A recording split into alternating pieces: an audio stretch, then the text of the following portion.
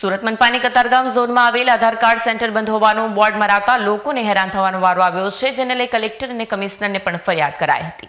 સુરતના કતારગામ ઝોનમાં આવેલા આધાર કાર્ડનું સેન્ટર બંધ છે તેવો બોર્ડ મારવામાં આવતા લોકો હેરાન થઈ રહ્યા છે। ઓપરેટર ન હોવાના કારણે આધાર સેન્ટર બંધ છે।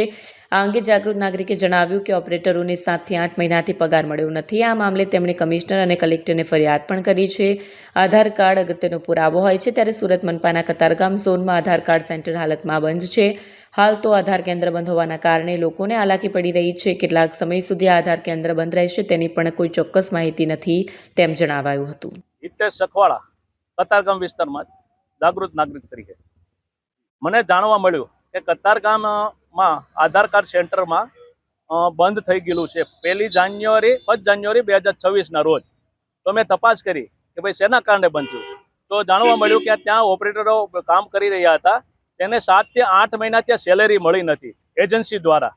તો એજન્સી દ્વારા જો સેલેરી ન મળવાને કારણે પહેલા 4 ઓપરેટર બેસતા હતા, પછી 31 ડિસેમ્બર થી પછી 2 ઓપરેટર બેસતા હતા। 31 ડિસેમ્બર 2025ના રોજ એ પણ ઓપરેટર ચાલ્યા ગયા, જેથી અત્યારે કતારગામ ઝોનમાં આધાર કાર્ડ સેન્ટર અત્યારે ત્યાં બોર્ડ લાગી દીધું છે, કોમ્પ્યુટર ન હોવાને કારણે સેન્ટર બંધ છે।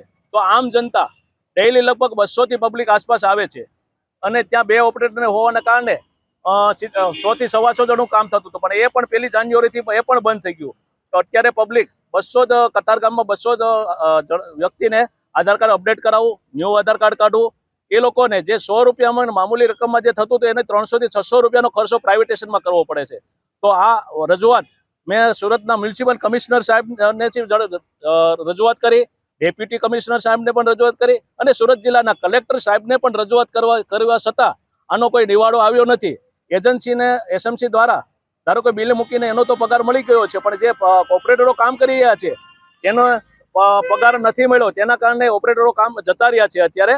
અને અમારા ગુજરાતના ડેપ્યુટી સીએમ સાહેબ હર્ષ સંઘવી સાહેબને જણાવું છું કે આ સુરત સિટીમાં આખા પ્રોબ્લેમ છે। આધાર કાર્ડ સેન્ટર એજન્સીને પગાર ન આપવાને કારણે અત્યારે લગભગ 60 સેન્ટરો અત્યારે બંધ હાલતમાં છે, કારણ કે ઓપરેટરો જતા રહ્યા છે નોકરી છોડી। તેને લીધે આમ જનતા અત્યારે હેરાન થઈ રહી છે। જે મામૂલી 50 થી 100 રૂપિયામાં જે કામ થઈ રહ્યું હતું તે 300 થી 600 રૂપિયામાં ખર્ચ કરીને કામ કરવું પડે છે।